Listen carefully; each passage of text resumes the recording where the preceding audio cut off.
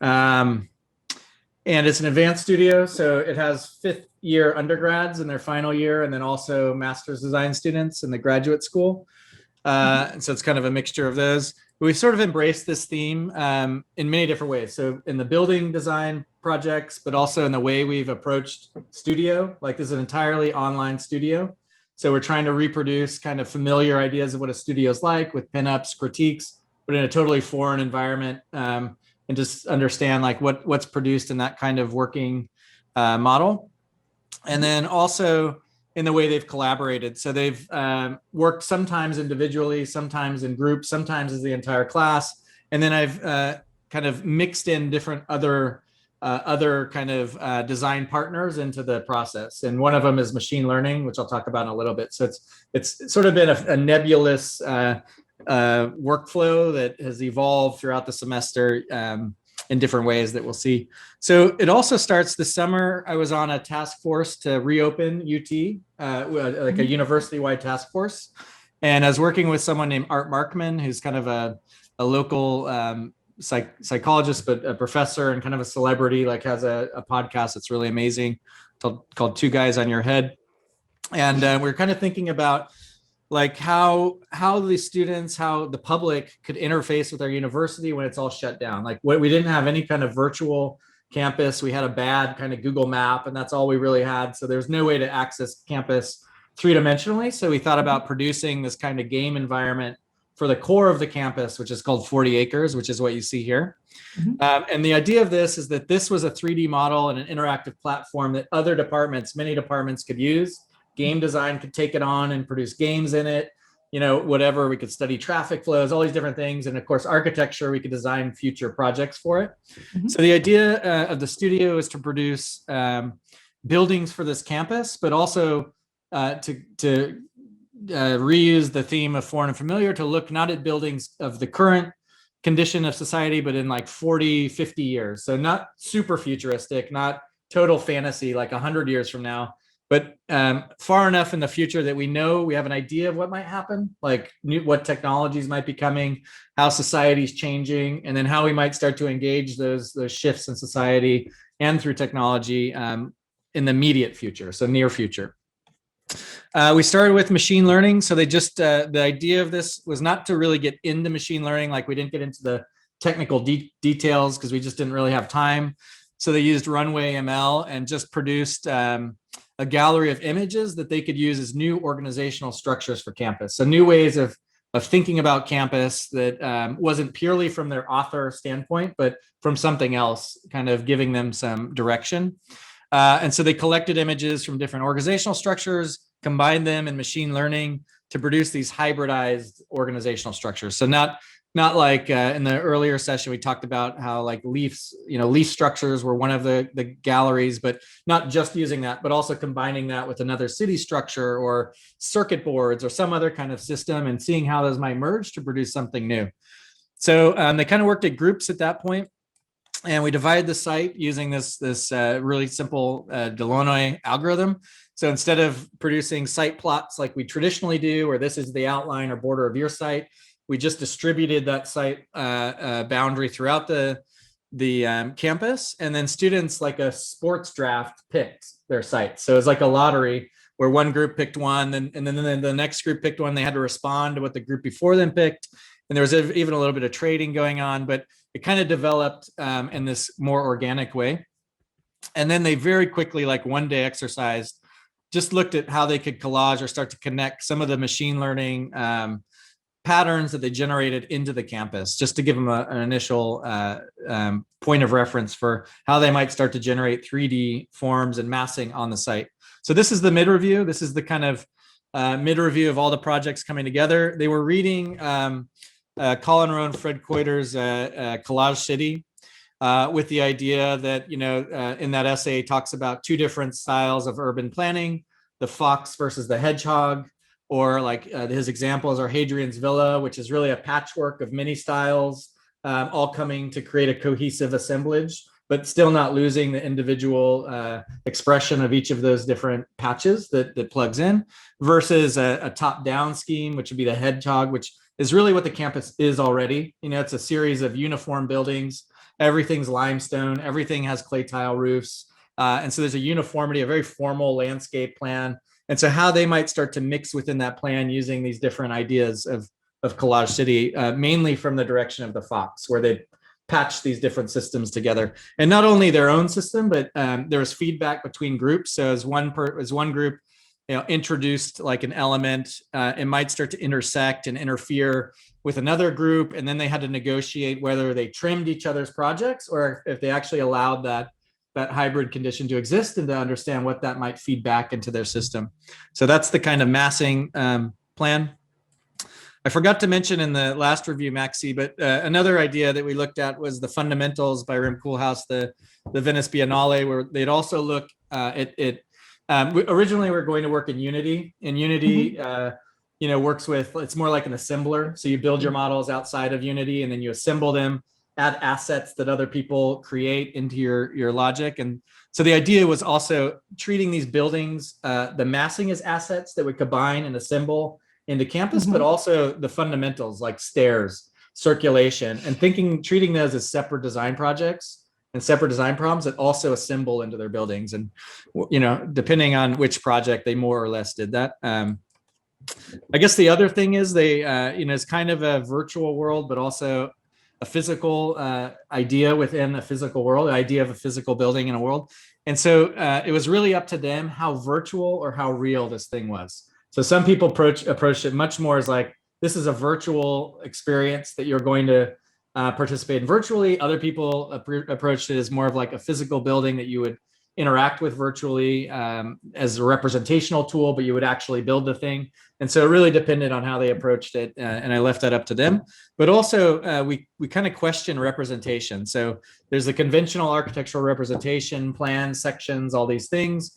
But since we were producing a real-time 4-dimensional model that you can move around, renderings are very cheap. So you can produce renderings with a click of a button. So they produce over 500 renderings.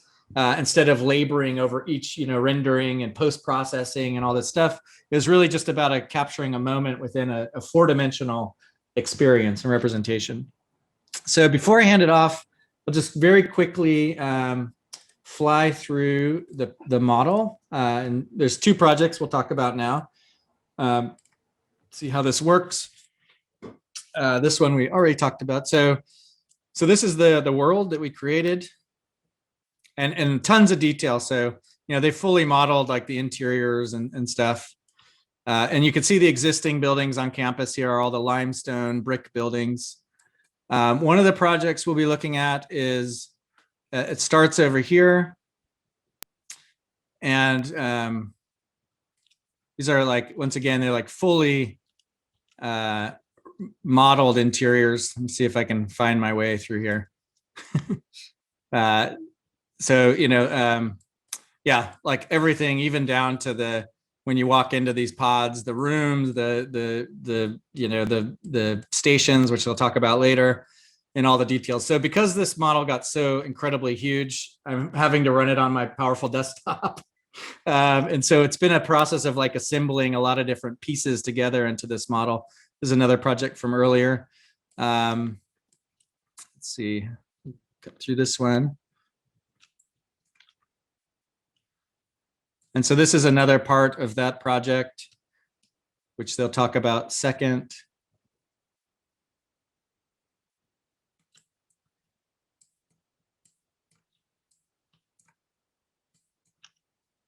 Fly through here very quickly. And then the third part of that project is on this side of campus. So it's over here. And again, like fully modeled interiors.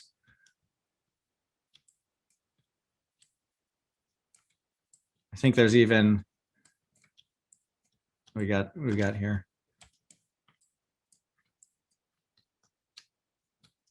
Where am I? Whoa, I think I'm in the ground. Hold on. Yeah, so, like algae growth, I think even some other things. Okay, and so that's one of the projects. And then the other one is way over here.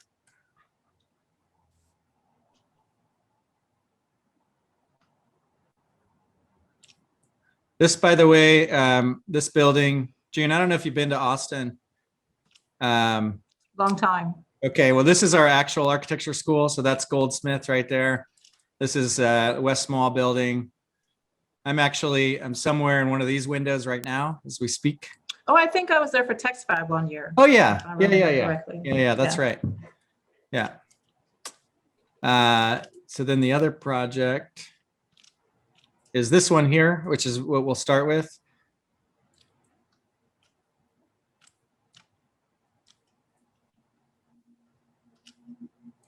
And I'll just kind of go up real quick. Yeah, this one here. So this group made 3 of these buildings, and she sort of developed one of the buildings of the 3. So that's the whole kind of campus with all the projects embedded on it. Okay, so we'll go ahead and we'll get started. And also, like, I have the VR thing. So if anyone ever wants to do it, just let me know. I'll send the file. It should work on most VR lenses, but we'll see. Anyway, let me invite introduce the jurors. So we have with us June Grant. So welcome, June. June's from San Francisco. She's the principal at Blink Lab Architecture, multidisciplinary design studio, does everything from urban economics, urban design, furniture, industrial design, like really all the range of different scales and types.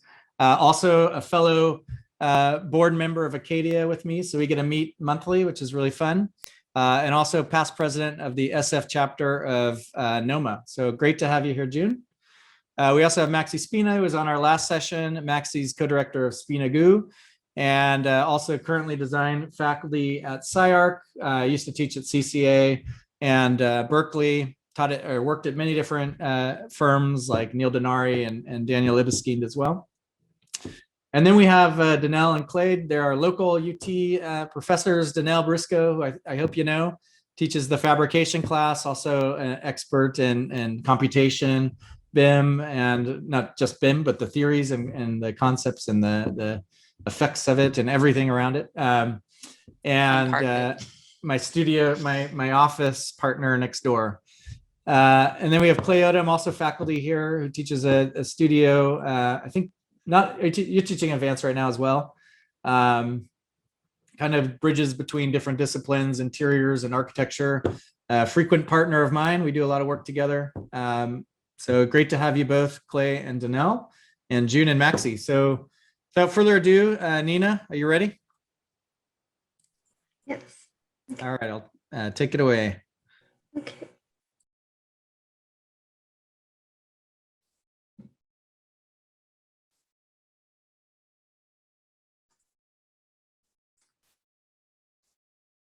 Okay, so my building is the Multi-Generational Living and Rehabilitation Center on campus. And I'll start with a quote by Matthias Holwich, who is an architect at HWKN. But as part of his new aging project, he said that old age needs to be acknowledged as a state of human existence that fully deserves preparation, anticipation, and excitement. And so I treated the theme of aging in my project.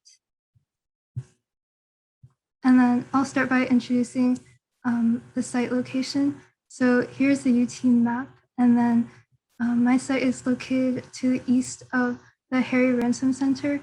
And then this was my partner Matthew's site, and then the other site. And then here's a closer view of the building from the top view. And then this is the campus to the east on this side.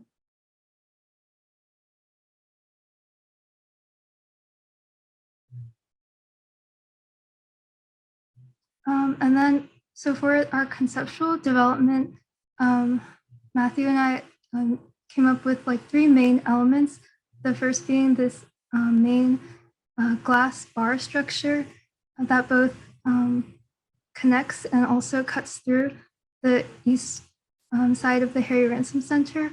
And then also these agricultural boulders, which provide social gathering space as well as rehabilitative qualities of water and plants, and also these long spanning and experiential circulation tubes.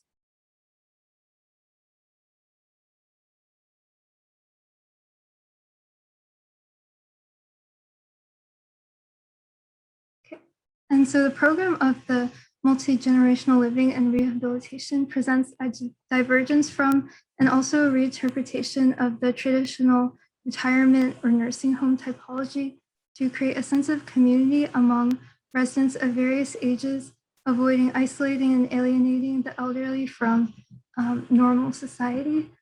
And so that can be seen in like these clusters and communities of housing units here.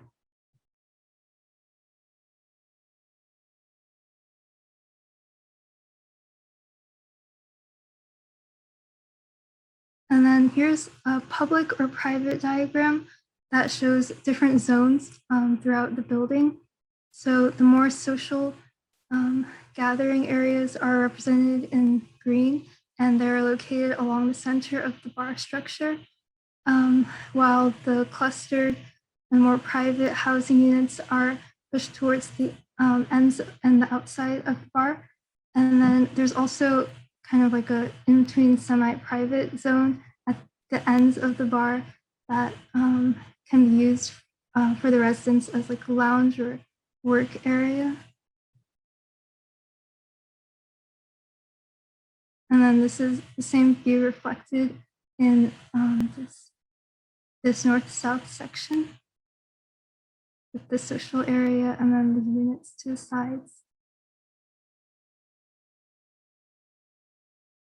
And then here are some views from the social area. So this is on the top floor around the circulation spaces.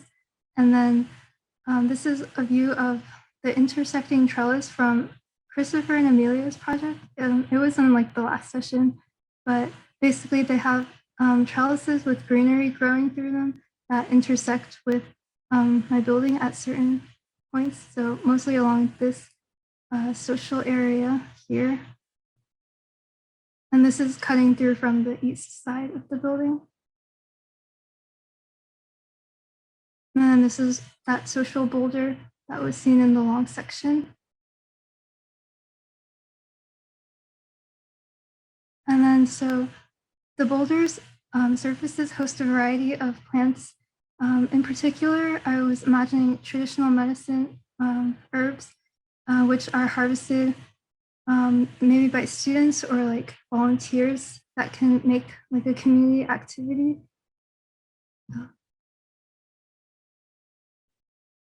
And then, so here's a view from the inside of or that same boulder. Yeah, and then so I think that the intersection of like social gathering space as well as rehabilitation space makes rehabilitation a less isolating activity. And then here are some examples of like traditional Chinese medicine herbs. And there's a variety of different kinds from vine-like plants like the goji berry and then kudzu, and also root plants like licorice, ginseng, and ginger, and then more flower-like plants.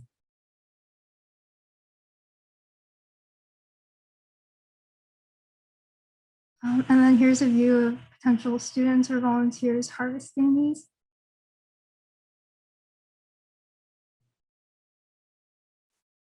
And then this is the east-west section through that other social space that can also serve as an entry space.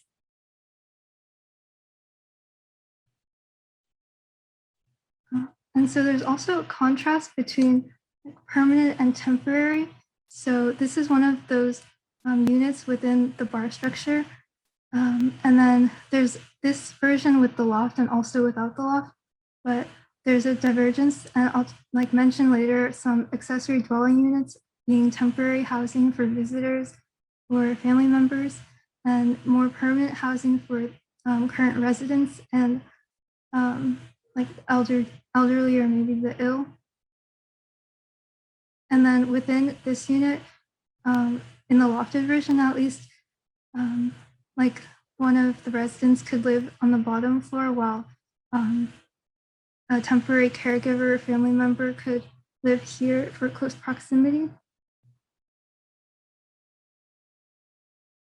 And then here is some renders of that permanent unit.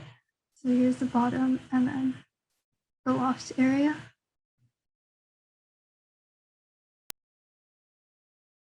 And so I mentioned the accessory dwelling units, but basically they're located within some of the smaller boulders in the building, but they can also provide temporary housing or like lounge space for visitors.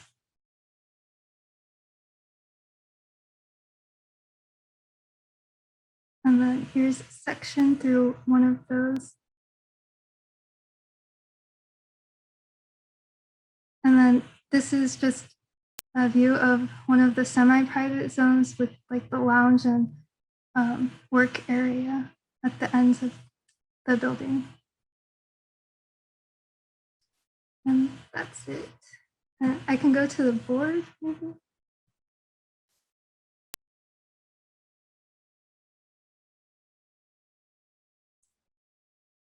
Kory, can I ask a question before Yeah, we start? sure. Is there a specific amount of program that they're meant to address? Is that something that they are creating themselves, or is it a real program? I didn't hear that part, I don't think, or maybe I missed it. Yeah, they all came up with their own program. Okay. Like, it's kind of interesting. We were looking at the last session, her partner presented, and his project was a NFT museum that, new idea of a gallery completely devoid of any objects or really program at all. Okay. Versus this one, which is the opposite end with the same building, So it's interesting. We kind of talked about how it's like a scaffold for these different programs to intersect, some more virtual, some more physical. And something that they were could be completely inventive of, like there was no direction from the university or anything like that, correct? That's right. Okay. Sorry to interrupt you, Nina. If you were. Oh, no, that's okay. That was the end of the presentation part. Okay. Nina, can you remind us what's the program in your project again? Just a list of types of room types. Yeah, so overall it's the multi-generational living and rehabilitation center. So there's like housing units and also like social/rehabilitation spaces. And in-law units? Wait, I'm sorry? And you mentioned accessory dwelling units? Yes.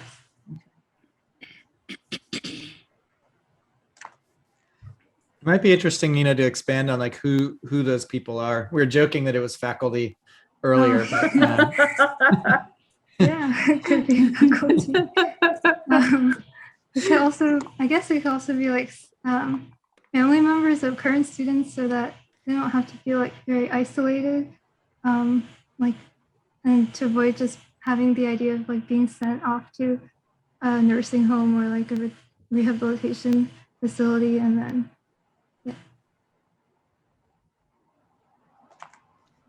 I think it's a pretty interesting project. I think I'm drawn to it in a few different ways. And the one I'm drawn to least is the program. I think you've addressed the program actually in a totally believable and understandable way. I think the sort of gradation of space across the sort of maybe three typologies of formal typologies that you have, right? The sort of block, the rectilinear block, and then the sort of interstitial or overlapping hybridized kind of space, and I think you've linked those up quite nicely. In terms of where the program fits into that, the one that I'm most drawn to is the one that's in between, the one on the left here, right? In terms of it has a little bit of, and I'm talking purely through a spatial kind of like condition. I think having a little bit of both in terms of the types, the rectilinear or rectangular prismatic block, and then these sort of more stone-like masses that are projecting around through the whole project. I like that overlap. I think it's pretty compelling. But for me, like one thing that I would like to know more about is sort of what was the logic of distribution of those spatial types along this sort of vaguely linear kind of project. Was there a logic? And then if there's not, then that's also a logic, but it's a different kind of discussion. I don't think it was like too specific of a logic, but like for the boulders, the placement of those and also the placement of the units, I guess, was mostly in clusters. So I guess like the placement originally was kind of random of the boulders, but they were clustered around where they were placed. So it was really, I mean, so it was it sort of emerged in terms of how that linked with the program. Because the program, I'm assuming, came second then in the overall kind of like project development, right? Mm-hmm.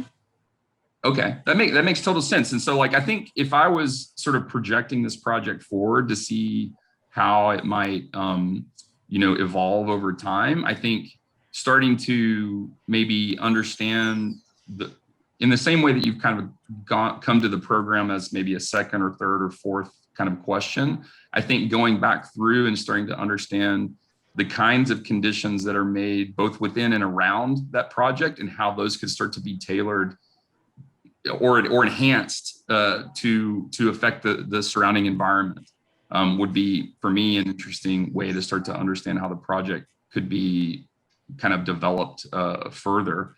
Because I'm pretty sure it's not fully conceived in that way, but and that's fine. But I'm all for like eventually like projecting things and then figuring out what comes of it. I think that's actually a meaningful way to work. But I think as you proceed forward, how to sort of evaluate that stuff as you go will probably get faster, right? And so I think for me that could be a way to kind of like project the project forward and to understand it both from the interior kind of programmatic conditions, but also what is it doing at the let's say the campus or the sort of pseudo urban kind of level.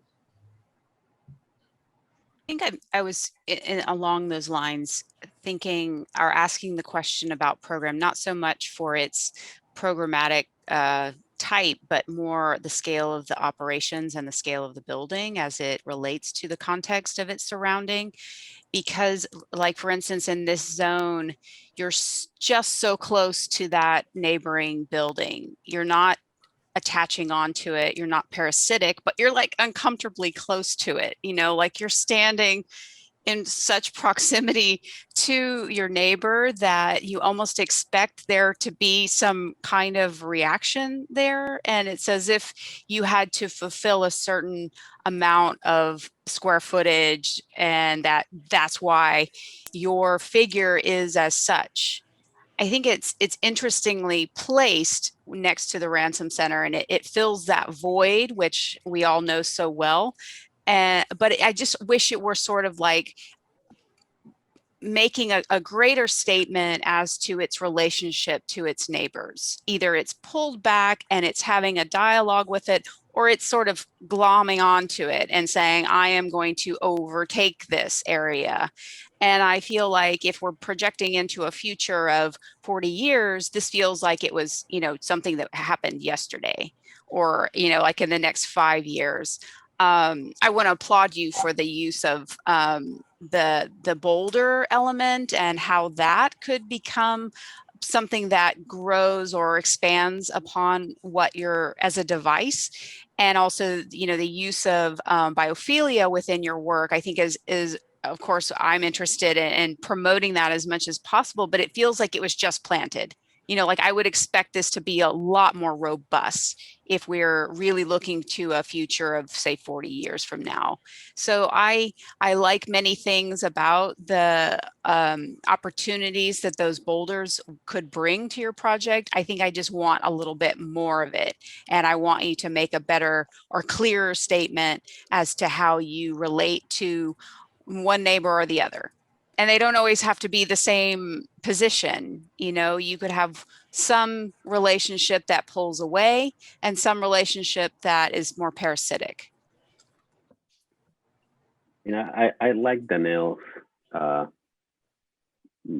point about what kind of at what kind of stage are we rendering or representing the project in this 40-year-long vision. And one thought that I've been having in my head as I listen to your great presentation is, if we're intervening on a campus that or university that we'll need growth, we'll need to attend to a higher population, right? Like we'll need to provide more housing. It will need to become denser in a way, right? So in here we have a project that will use the open space in between buildings, right? Like these things we call quadrangles, quads, plazas, with no specific purpose they serve on campus in a way. It's kind of a model of a kind of heightened suburbia, right? And that notion of the landscape is to be kept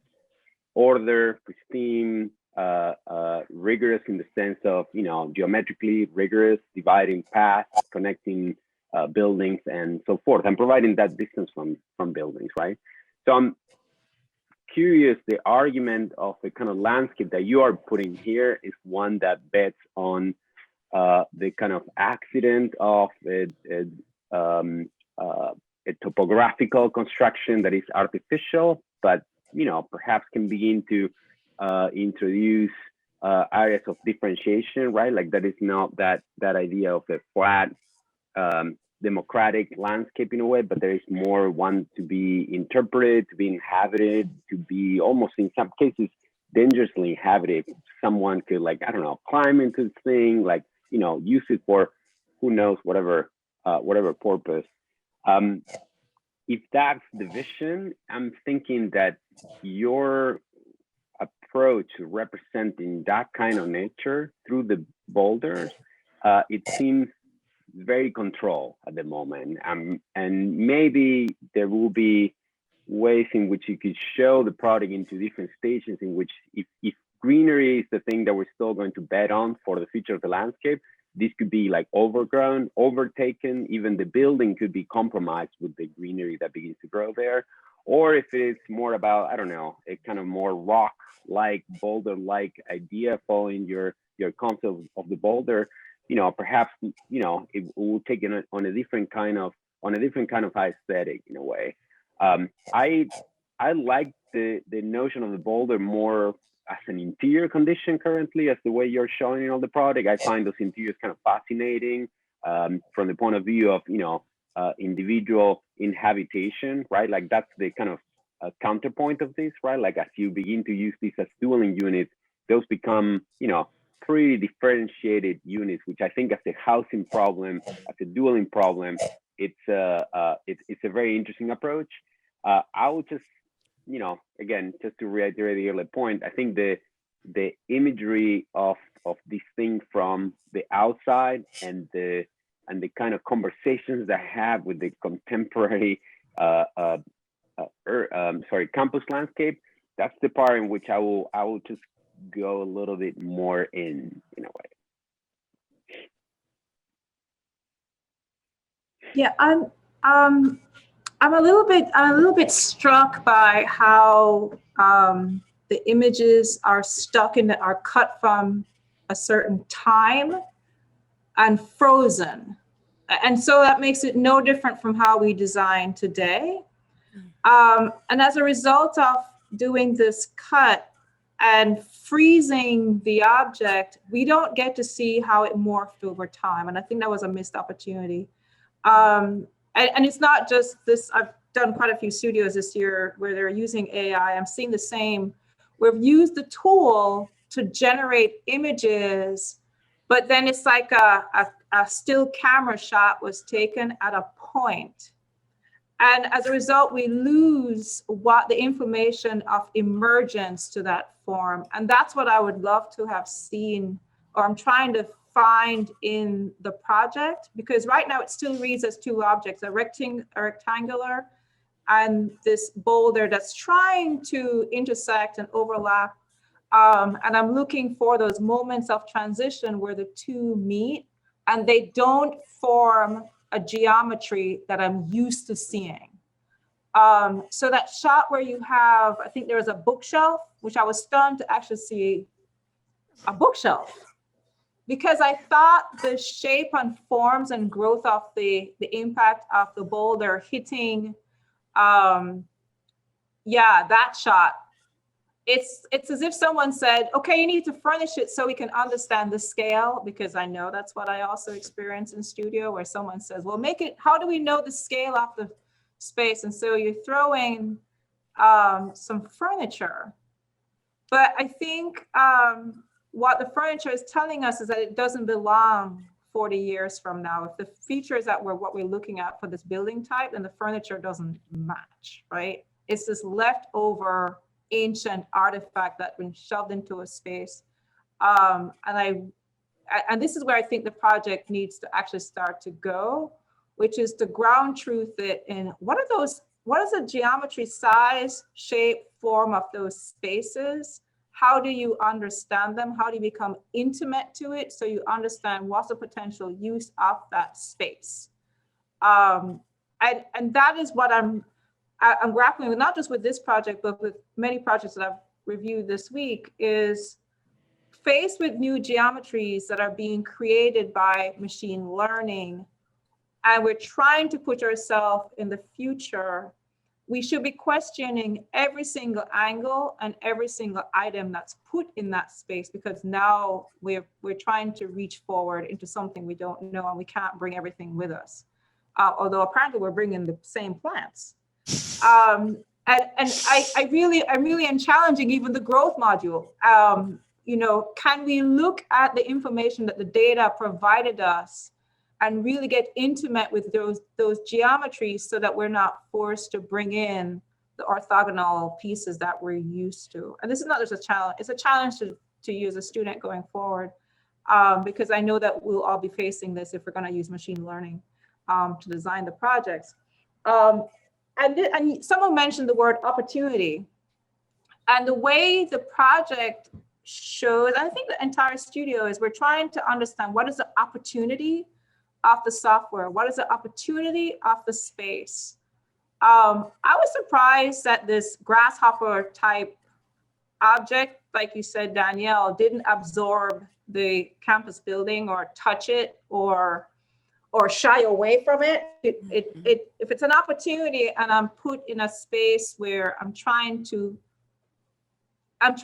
make my own space, I'm definitely pushing back against who occupies that space, right? I'm making my presence known, and I'm gonna want my own space, and I wanna want my own space comfortably. What's that gonna take? Right now, your project sits nicely. It avoids all the buildings without being a little bit contentious, but I think it needed to actually, maybe it's just a site that you chose, but I think it definitely needed to have an opinion about its relationship to the existing campus buildings, whether it's gonna be absorbing it as kind of like a parasite, or it's gonna repel from the other buildings. But I think it needed to have an opinion about the surrounding buildings. Is that making sense to you? Yeah. Yeah, I like that idea about, or that comment about the furniture, because I think that is a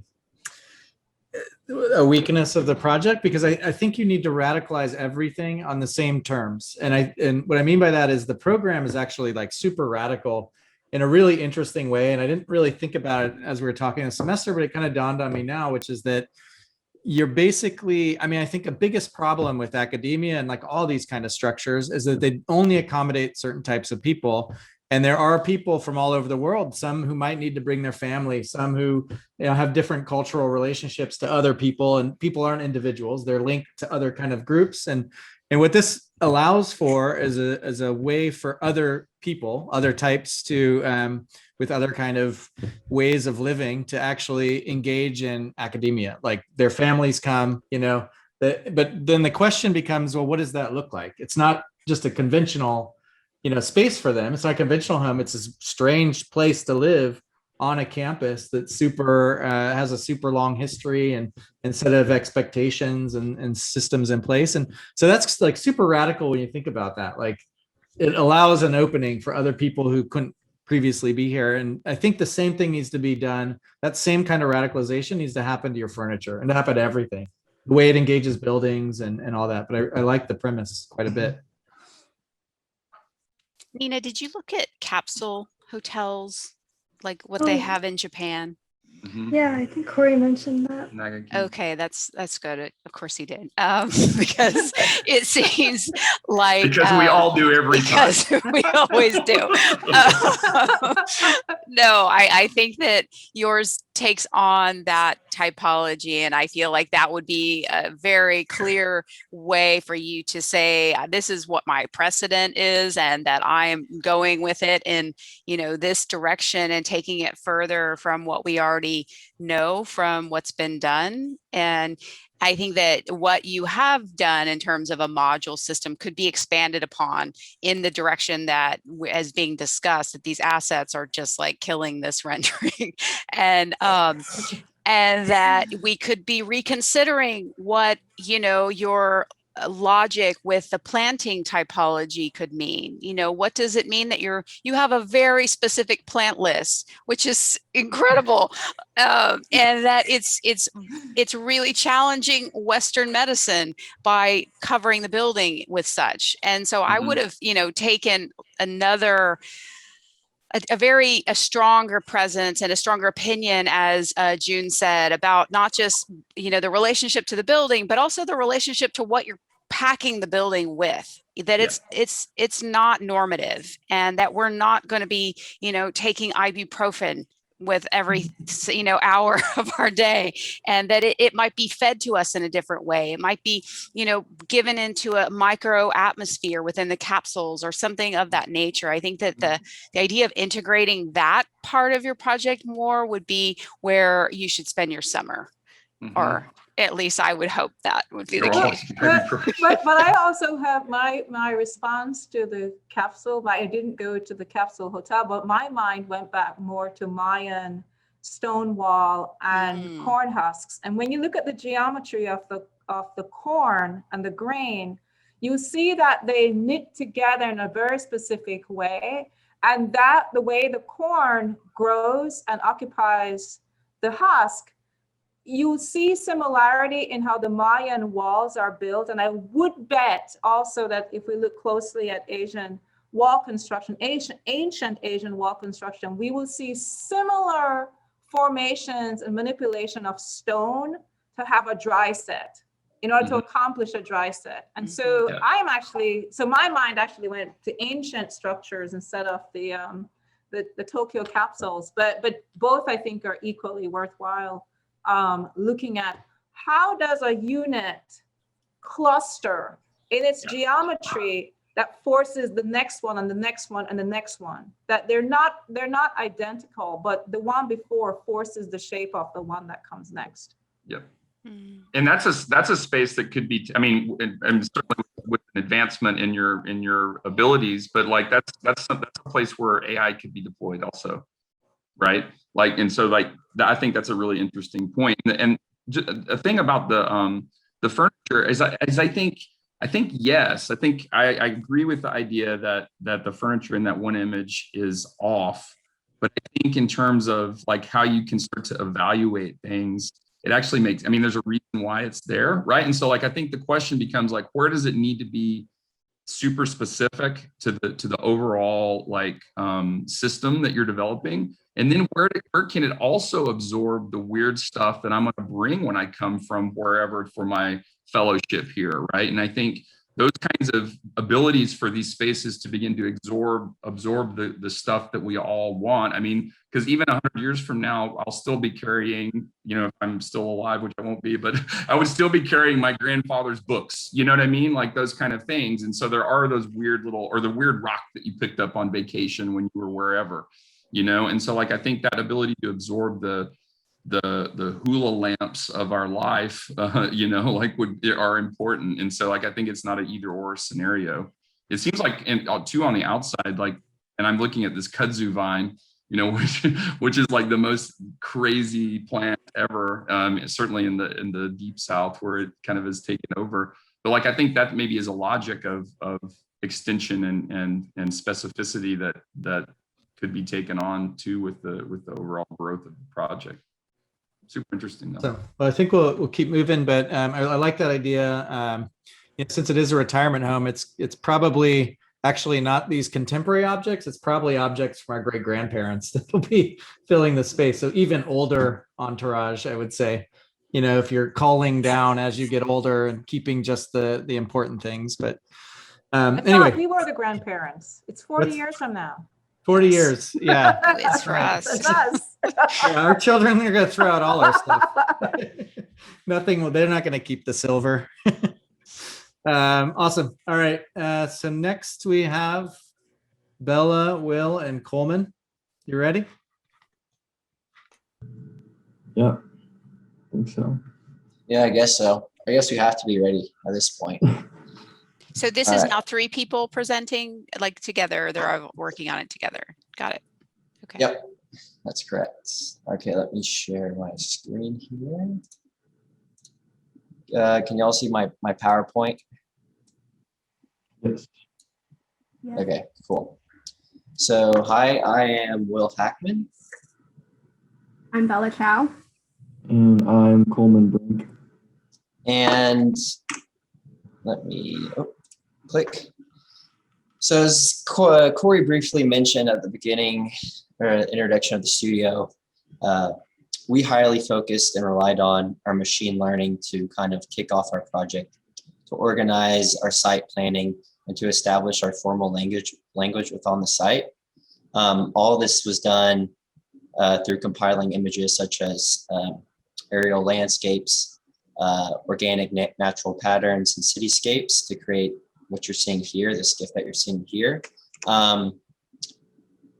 which produced images like these, which are 3 of our favorite, and gave birth to our overall site plan collaged. So through our 200 images, we collaged our favorites together to give notion to our implied and designed site here that we've kind of broken up into a few different parts. Within the diagram, we noticed that there was parts of heavy massing or heavy outlines, dark spaces, in junction with the lighter elements, connecting these 2 things together, connecting the heavy masses to that of the lighter masses, kind of like cartilage and a muscle. So therefore, we continued on and implemented our masses, or design masses over those outlines, those forms that we saw in our collage, as we can see here. So there's that transition from what we were given and how we implemented that from our collage into our site and our site selection, which was pretty tricky considering that we were very separated from the north part of the site down towards the middle of the site and the 6-pack. So Will mentioned how the large masses in the site they're all connected by like these kind of interweaving, it's like an interconnective tissue almost in the collage. So we wanted to recreate that tissue in 2D. We wanted to recreate that in 3 dimensions the best we could.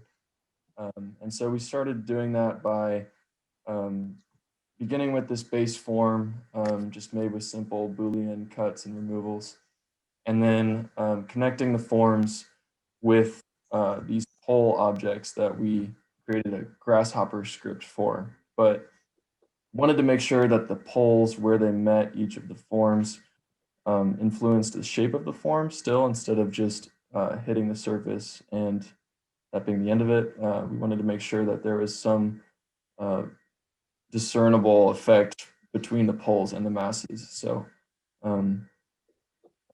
we created another grasshopper script that then kind of transferred the direction and size of the intersection between the pole and the form into intersecting bands across the forms. So then we filled each of the forms with the appropriate program, and that is essentially the generation of each of the forms.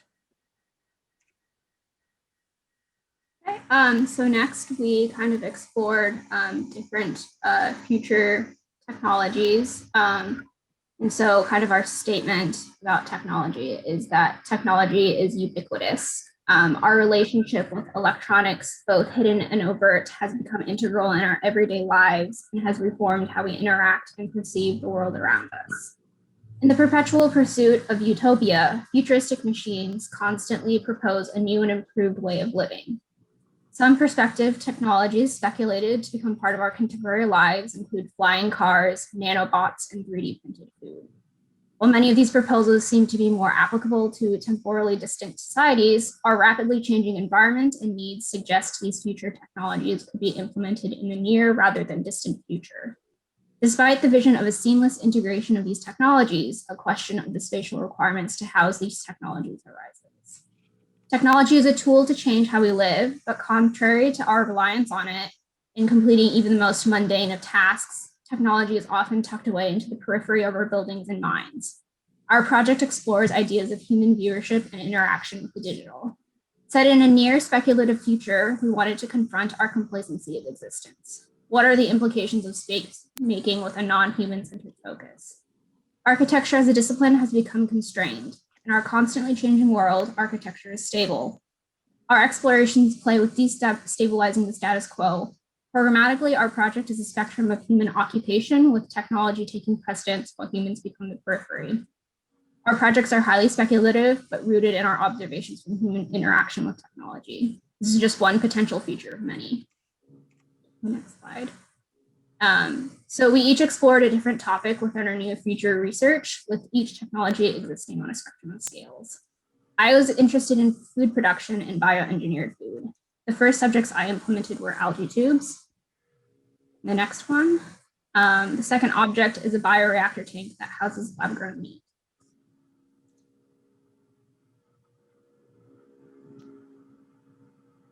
Coleman. Oh, the servers. So the servers were specifically meant to accompany the drone housing units, which I will talk about in the next few slides. And then lastly, on the larger end of the spectrum of kind of the objects, I designed and implemented something that we're calling a learning pod. So these individual pods would function as a replacement of like our current learning format of classrooms, lecture halls, computer labs, etc., and fully adopt virtual learning and setting much as on a much more individualistic scale, kind of like we've been experiencing all during the pandemic. So the two masses that I populated are located on our north plot, which was seen in the site plan that Will showed earlier, which is located next to the biological laboratory building. I was particularly interested in exploring the viewership and rhetoric that surrounds polarizing societal views of bioengineered food. Food insecurity, already a problem faced by our world, is slated to rise in the future and increase the disparity between classes.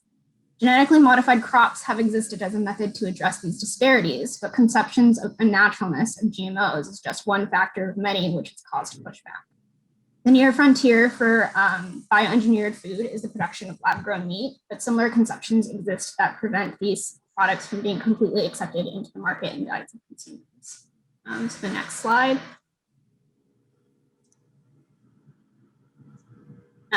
So the two masses illustrate two different human occupations of space based off the future technological objects.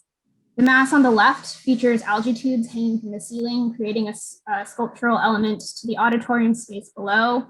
The space above houses the inner workings of operation with limited space for human occupation. The mass on the right features lab-grown meat bioreactors and servers with more algae tubes occupying interstitial spaces. This space is not meant for human consumption, and the spatial configuration of the objects compresses paths of circulation, physically heightening the discomfort these near future technologies engender. So the next slide is a perspective of the left-hand mass that was shown earlier in the section perspectives. And this kind of illustrates the near future chairs that will featured within his learning pods, and then also the algae tubes that hang from the ceiling that create this kind of like wonderful sculptural component within the space. And then viewed directly in front of us in this are projections onto the wall of the different interfaces that we kind of designed to go with the learning pods. The next one is another view of this interior that really features this like glowing mass that the ceiling creates. And the next one. So this is the above of the algae tubes. And as you can see, the pipes kind of take over the space, and it's more about the functionality of the space, which is controlled by all these robotic arms and drones in the space rather than humans. The next one. So then this layer GIF kind of shows the spatial configurations within the left-hand building of the neat bioreactors. And the next one illustrates the configuration of the auditorium with algae tubes. And then some walkthrough perspectives of the bioreactors. That really illustrates how compressed you feel when you're moving through the space. So we also wanted to address the issue of campus safety, but almost push the solution to its extreme, where the solution almost, becomes its like the new issue. So that would be just an increased sense of, or an increased level of surveillance using drone technology and constructing these large masses on campus that would act as drone housing units. That would contribute to a heightened sense of security and safety on campus. Now, it is extreme, but we wanted to kind of push it to that point as an example of something where humans are pushed to the periphery of the project, and the structure is built for technology and for the mechanical systems. So next slide. This is a look at like the inside of one of those buildings, like the servers mentioned before, existing in the middle of it with the drones around the exterior.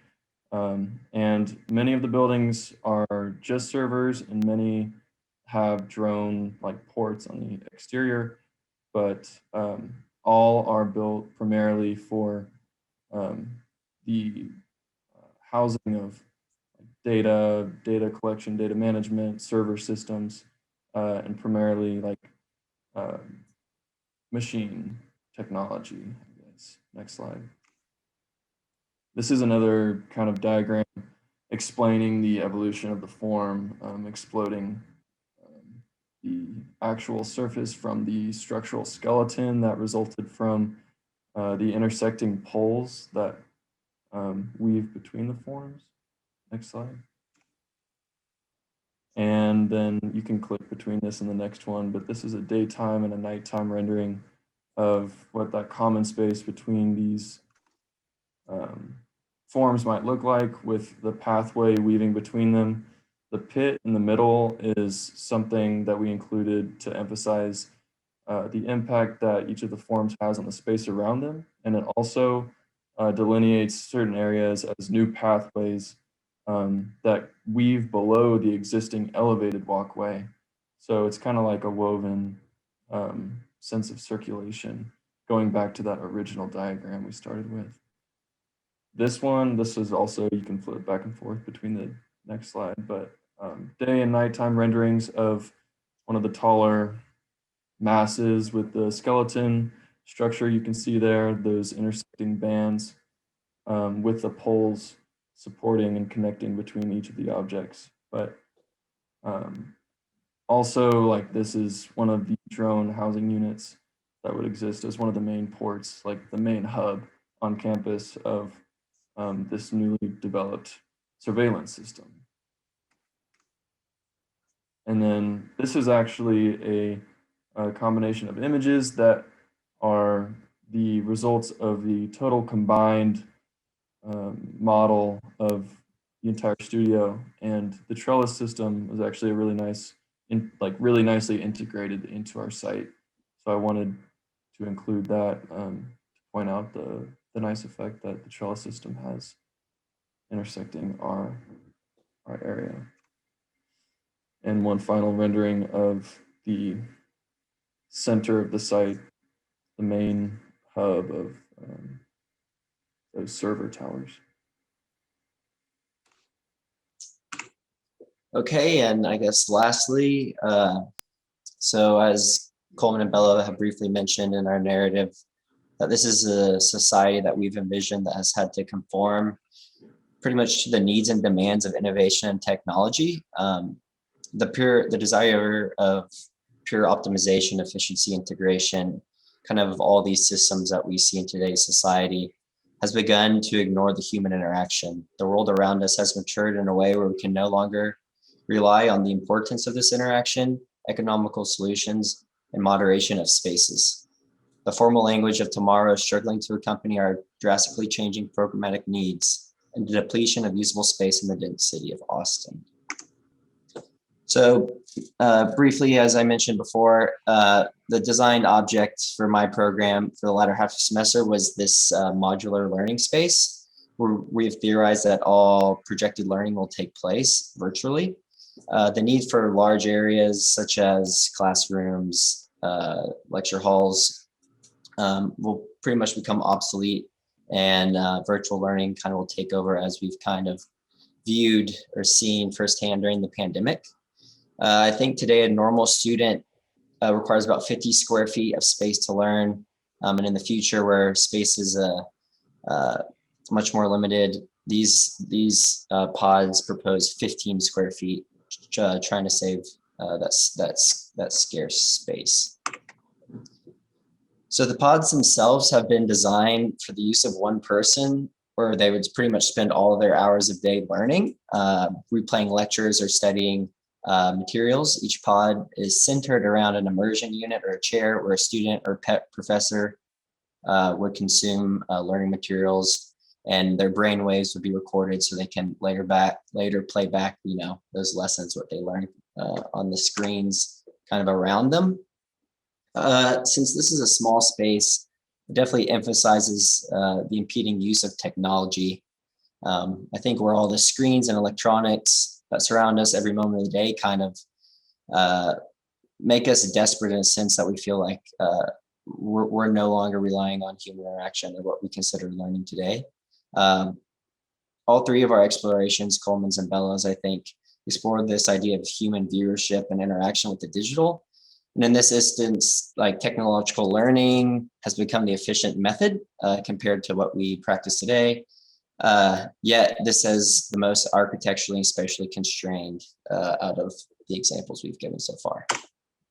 So here's just that one interior of that stark interior of that learning pod. So obviously the pods themselves have been designed to be modular and are stacked in a way, hopefully allowing them to occupy spaces that were once used as classrooms, lecture halls, meeting areas, common spaces. Thus create the slim network of circulation on the outside, moving in and around each of the units. The circulation space has become spatially restrained in response, limiting social areas of human interaction that we're accustomed to before the pandemic. Each pod has been designed with one electrochromatic window, giving at least a slim view to the classmates on the exterior passing by, ironically poking fun at the scarcity of interaction that we pretty much notice in a lot of dense utopian societies that we see in movies such as Blade Runner, Tron, Ghost in the Shell, etc.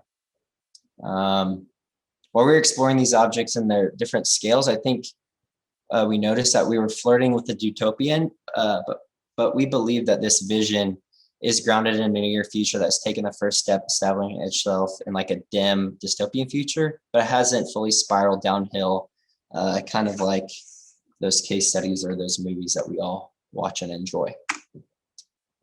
Here's just another rendering of that pod and the stark difference between the interior of the pods, contradicting that tight, dense, kind of dirty exterior of the pods, which we'll see here in a moment. So the next step, I guess, for myself was implementing the system into the form I selected, which is on the lower part of the site, kind of consuming around the 6-pack. So the implementation of that begins by establishing the structure and circulation required for each of the pods, kind of like I just showed in that diagram. They're all adjusted to sit within this kind of large brutal element. And of course, as we've previously seen, our building transforms at night, lighting it up. But I also took it upon myself for this building, my program, to also implement the programs and objects that Bella and Coleman pretty much talked about. So it was how all those can fit within this one form and can work together in unison as they would have to in the future. Kind of creating an accumulation of all those where they'd be interacting with one another, but also intruding on each other's programs. So you can see that a little bit better here of the three systems with the Coleman servers on the lower left-hand side, obviously the pods kind of crawling up the empty space, and obviously the algae tubes that Bella mentioned, establishing themselves kind of in those nooks and crannies of the crochet. And of course, a lot of night stuff, what they look like at night. I guess here's an interior render where you can kind of see that organization of the scales that we used a little bit better with the servers on the left, the algae tubes and the pods. As Bella mentioned, they're all kind of on top of each other, creating discomfort for the human, the user itself. But again, we believe or envision that most of the time would be spent inside those pristine pods rather than outside interacting in these spaces. Yep, here's another view, kind of crazy looking, definitely limiting in space. And a couple quick walkthroughs of that space. Hopefully they play okay without too much lag, but hopefully it gives a sense of the spaces we're dealing with, the tightness we're dealing with, and how we view discomfort will be moving into the future, where these technologies and these systems that we will have to depend on or even depend on now, growing food, learning virtually, storing data, managing data, so on and so forth, will become even heightened moving into the future. So hopefully this walkthrough kind of shows how all those are implemented together in this building that I have started to design. Oh gosh, I think next is, let's see. Oh yeah. And then again, just a section to help understand those spaces, the really tight spaces in between each pod, in between each unit, where no longer we kind of rely on the professor teaching the student and professor all occupy a similar space, a similar form that has been adjusted to fit the formal language of the future. So just that at the daytime, that at night, obviously with the algae tubes and servers and all that screens and stuff glowing. I think all this really hurt Kory's computer, so might have to owe him a new computer.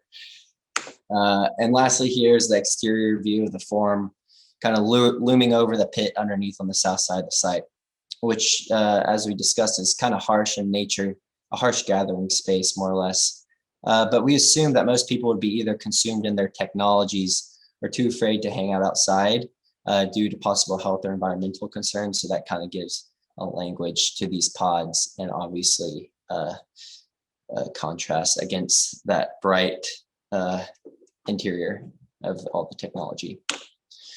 So a quick conclusion within our narrative, our technologies have officially established themselves as a strong programmatic dependency, radicalizing themselves in what we view as a society, not just in terms of daily life reliance, but also in terms of spatial needs. The space making in this near future is quickly pulling away from the human elements, teetering on the border of being lost to a future that is no longer designed for humans and human interaction.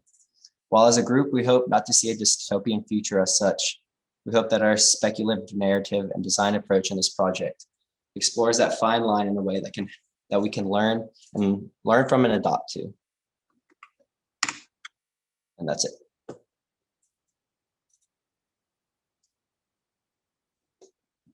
And I can now pull up the Moreau board where we have all this stuff, most of it ready to go. Might look a little bit better.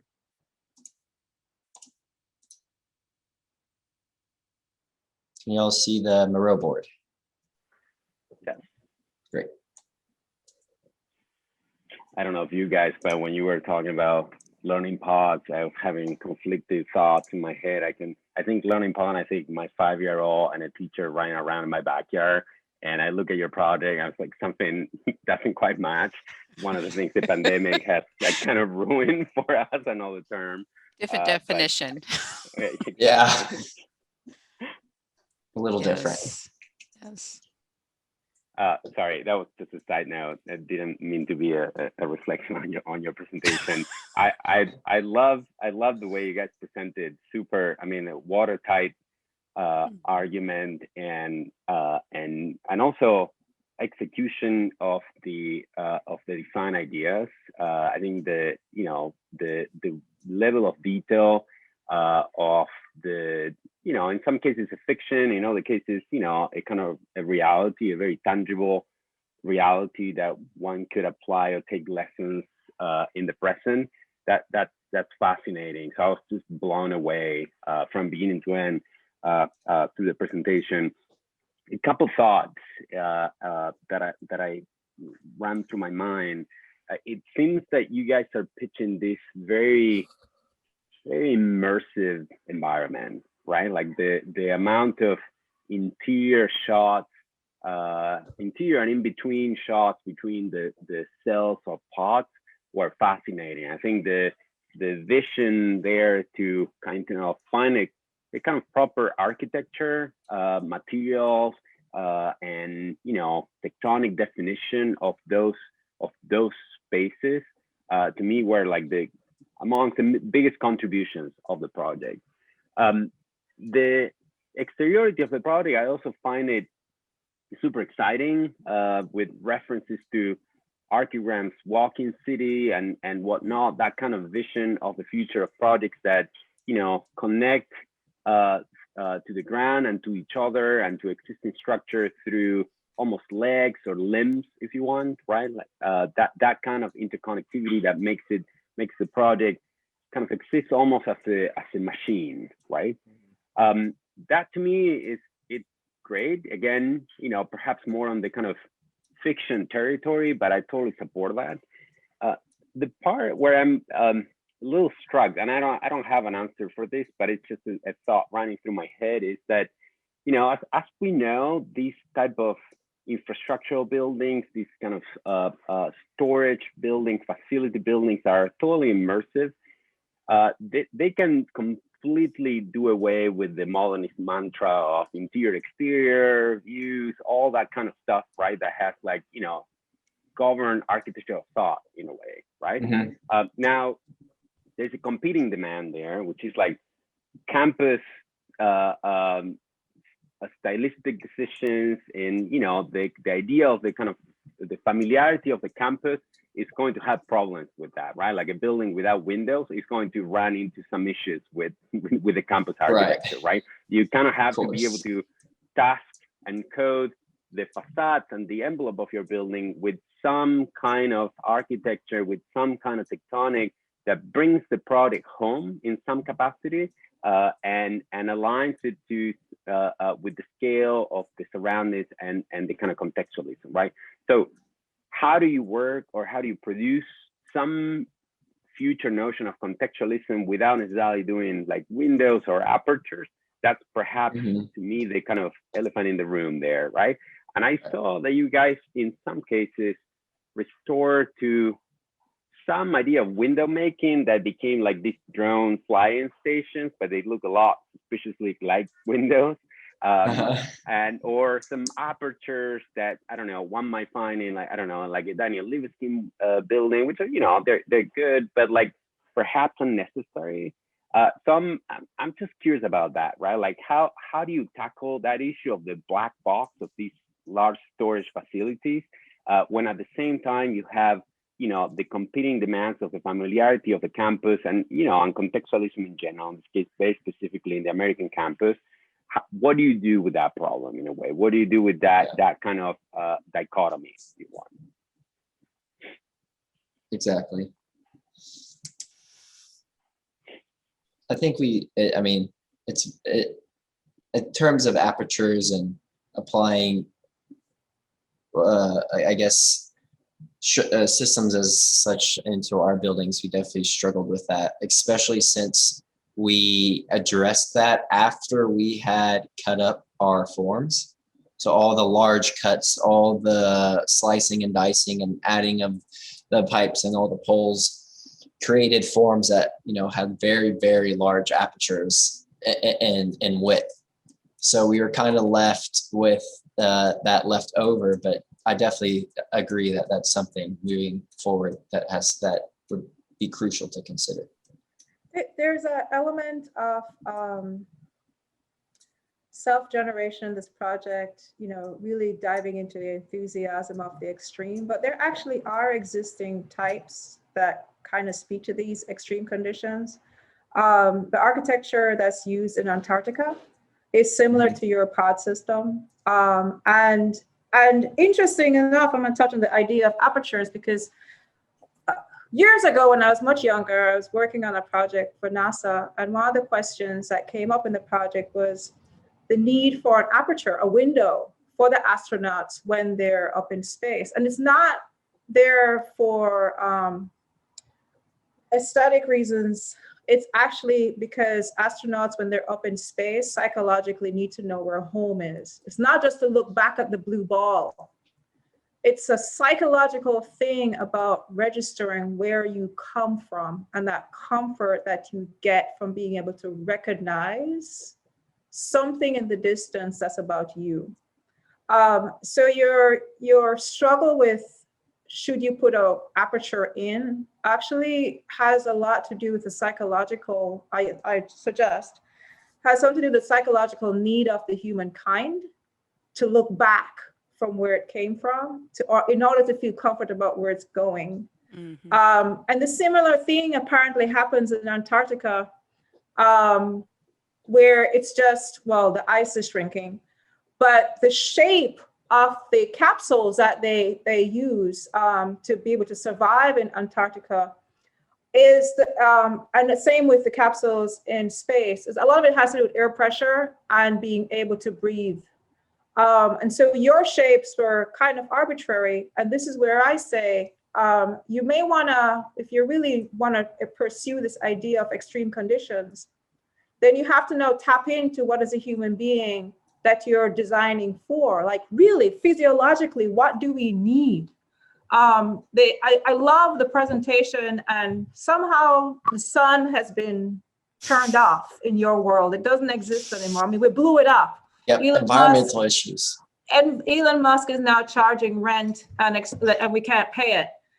So yep. We no longer have the sun. But this is, but you pose a question about what is that environmental condition that the human is living in as a result of the machines being more primary. And the same question exists in Antarctica, and the same question exists in NASA. The context drives the shape and drive some of our decisions. And so that's where I would love to see this project start to really dive into what is a physical, physiological, geological condition, like what is the physics of this environment that you've designed for? Because I suspect it's gonna really challenge some things, but it also might confirm. The other part I wanna point out is how similar this is to a metabolism project. Where it's all about, you know, what is that environment that you're responding to, and particular on food and biosystems. And I find that to be also interesting about your project, where you guys try to grapple with the need for biosystems integrated into a highly security system. And somehow there is no warmth in this thing. It's just always cold, it looks like. And that's purely because I'm looking at it from today's lens, not from the lens of 40 years from now. So I'm pointing out some challenges in the project that I find, as much as I love it, absolutely love the graphics, but I now challenge you to say, was it the physics of the context that it sits in? And you can't answer that because you haven't created it yet. Right. Yeah. Not going to say anything to that. It's really but go to Antarctica. Go to Antarctica and check it out.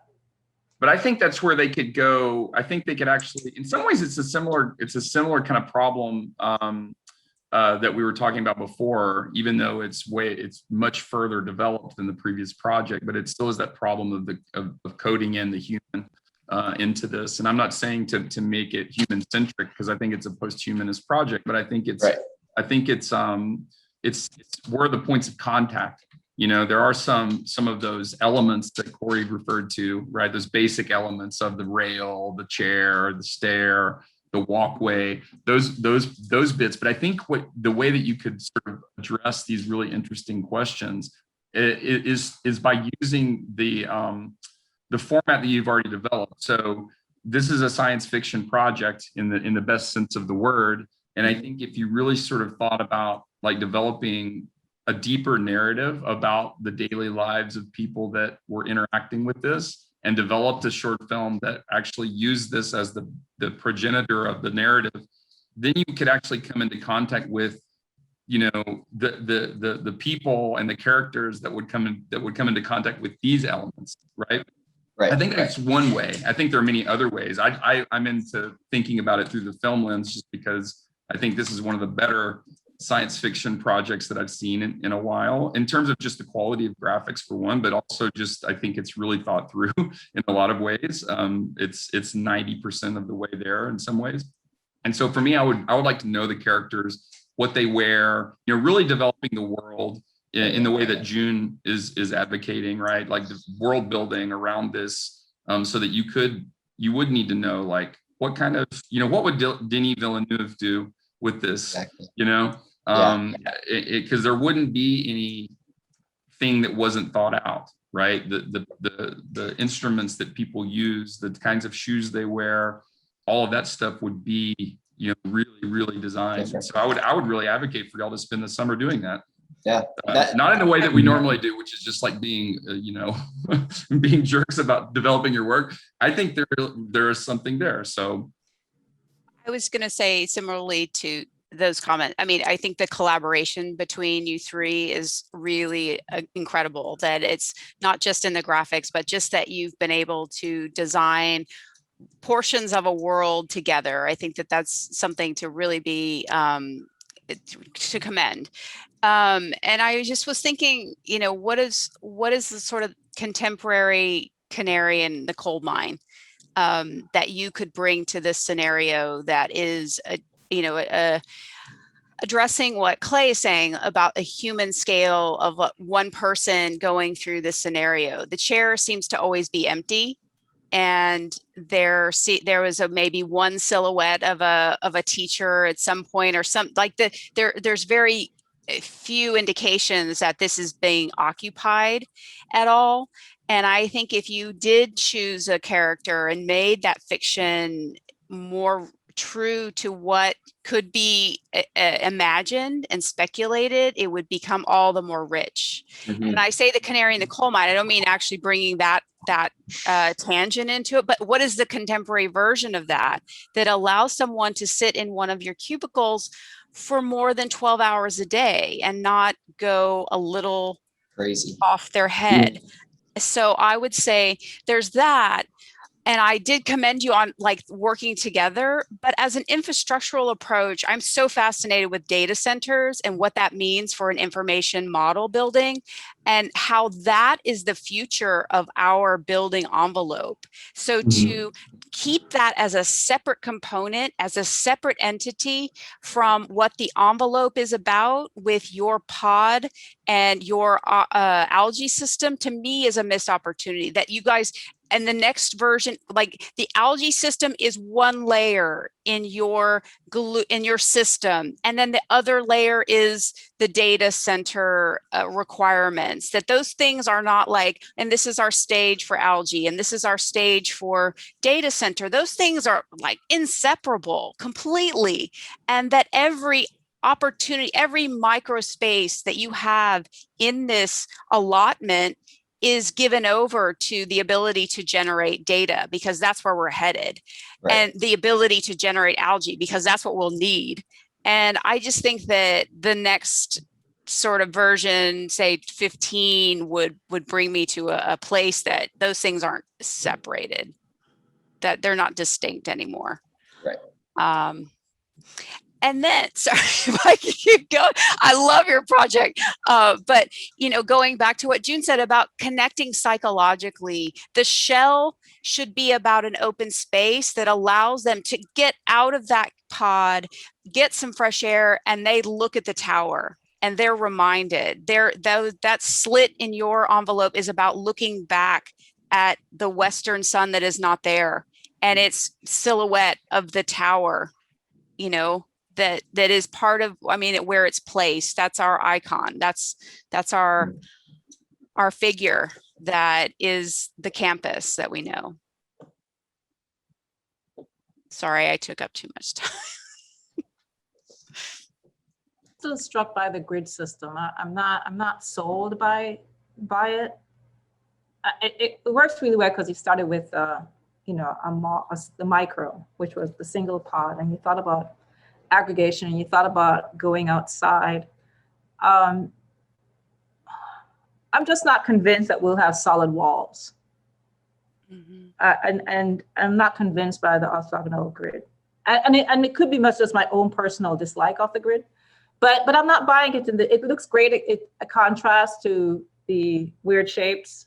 And so it's a contrast in the image. It looks interesting, but I'm not sold on why the aggregation system is based on a orthogonal grid. And I'm still not convinced about why walls need to be solid walls or thick. I've been thinking about what the conversation June started and Danielle followed. And I don't know, I'm not set on this one, but I'm wondering if I were to be looking at many of these interior shots with some kind of sign of life, whether it's like human, like entourage rendering, or like making the spaces more palatable to our current present demands of outside air and breaks in between work shifts or learning periods and so forth, which I totally understand, right? And I can totally back that up. But I'm just reflecting about the fact that what makes me attracted to some of the visuals that you're putting here, and I find them in some level kind of terrifying. I think that's why I probably like that there are no people there, and then they look a little scary in a way, right? Like that. Perhaps there's something terrifying about this type of future and this form of life and this form of learning in a way. I know I'm making a value judgment there, but I don't like it to be that way. But perhaps that's where at least make me drawn to this, to look at this form of interiority, to this kind of completely immersive environment. There's something fascinating about it, perhaps something wrong, I don't know, but I just wanted to put it out there as a kind of as an anxiety, let's say. Yeah, we definitely debated a lot about who would we see in these areas or in these forms or in this scenario. And y'all weren't here, but John Blood was in the first review, and when Kory mentioned that this was projected to be like a video game, and we obviously modeled it to detail as a video game and all that. And John Blood's first response was, so what's the story? What's the narrative? Who are the characters? What's the mission? What's the objective? Who's the hero? Who's the villain? So on and so forth. And he obviously didn't present our project, but I think he would have said something very similar. What's the story? Who are our characters? Because they obviously wouldn't look like your Inscape people.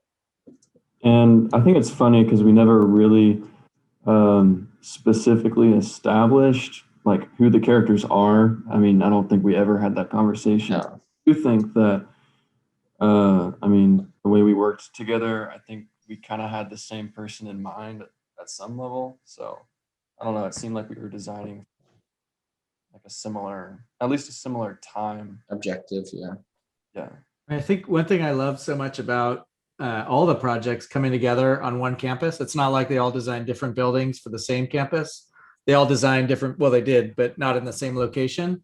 They're all meant to exist together. And so your users are really the other people in the other projects. And when you start thinking about how weird that is and connecting it to the idea of the collage city, it's not only a collage of massing in buildings. It's a collage of person types and technology types. And I think that's where the game world could really be interesting, because it's the conflation and the aggregate of many different approaches to living at the same place and same time. And I think that's what takes it more away from reality and more into the virtual as a game, an actual game, which is really the ultimate idea of the studio. So yeah, with maybe a summer, that would have been a really interesting thing to experiment. I think it is a game, but I'm not sold on it as a game. Stay on some images for a second. Making everyone dizzy. I'm not sold on it as a game. I think that's one way to go, but I think I'm actually interested in it as more of a sort of like real project, not as sort of like, like something that only exists on my screen, but like I think the interfaces matter, and I think the questions of human perception matter and human comfort matter that everybody's kind of brought up. And I think if it stays in the game world, that's too easy to sort of like gloss over. I think really thinking about like what does my ass feel after like sitting in that chair for 18 months, is because it probably feels like mine right now, sitting in this crap chair for 3 hours.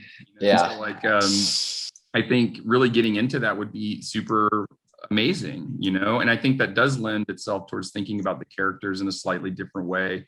Not as avatars, but as something else. But I think all of the above, really, like it's only that you need to spend to do it.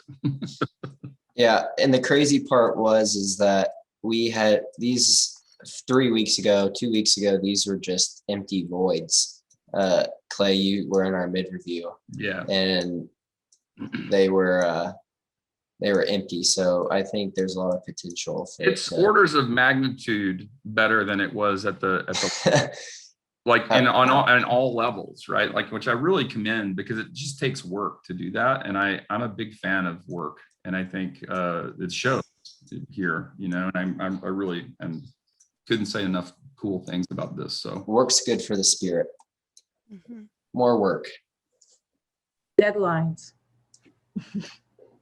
Yeah, that's Coleman about that. Will, keep saying that, and then you have kids. Oh God, But I think it's important that you have had a platform to really consider the situation that we're in currently, where we are, and in fact, in those pods to a degree. Oh yeah. We call them our room, or we call them our home, or our backyard. Yeah. And I think that it's a prime time to be speculating how this fits into our future and what it means for our future. What can we gain from this experience that we can carry forward? And there will be a lot, but to think about it right now when you're in fact in it, I think is super important. That you in fact want the greatest lazy boy on the planet, and you want the screens to be the size of your walls, and they're surrounding you, and you can control things without people seeing you touch your keyboard. Yep. So you're considering a lot of, I think, the gut reactions probably to your own experiences. And so I think it's great that you went there now. And I think that also with the other situations that the other, Bella, your algae tanks are just beautiful to look at. And I want to know more about them. So I think you need to dive into that a lot deeper and get out, I think, more than just the aesthetics, because you're such a good designer. You're such a good, I think, visualizer, but I think you could be powerful in bringing it to another level. And then the data centers, I've already said, I love data centers, and I just think they should be everywhere. So you should start thinking more as to where the data center, this is a data center, but how does it really start to affect and infect all of our world? Sorry, going off on a tangent again. But I just think that this is such a great project for where we are right now. And to be ending your time in this semester with this, I think is really fantastic moves. Thank you. Thank you. Thank you. Awesome. Well, really great work and really great comments. I mean, one thing I'd like to point out that was really nice is that like a few of you did the Acadia workshop, and you can Yeah. see, you can see how it filters into the work. And so I really appreciate that you're connecting dots between classes, between experiences. I think too often students just approach one studio at a time and just forget everything they've been taught before. So it's nice that you're able to aggregate all those dots into something even more meaningful. That So- Morphosis workshop went way over my head, though. Honestly, Well, you I know what? can't- It paid off here, I think. I can't recall. I think it did. I think it did. But really awesome. And across the studio, like really good, interesting work. And I can't wait to import this into Unity. So stay tuned for the link. It will arrive someday where you can all play it, change the weather, and actually participate in all the spaces. Yeah, definitely taxed my machine to the extreme. I mean, I think each file was like 3 gigs, and then the total file is 15 gigs. So yeah, it's big. Sounds about right. It's a lot. But it still works somehow. You can still walk through it. Anyway, thank you so much for the jurors and your comments. Really great to see everybody, even virtually. One day we'll meet again in person soon, hopefully. If you need a vaccine still, just come to Texas. They're handing them out. Thank you, Kory. I truly enjoyed it. It was Yeah, great. thank you so much. Yeah. Thank you all. Yeah, thanks, Nice to Kory. meet you, June. Thank you, Good Kory. job. All right, students, stay around y'all. for a little bit. See y'all. Bye-bye. Thanks. Appreciate it. Oh, wait, where are the students going? Don't leave.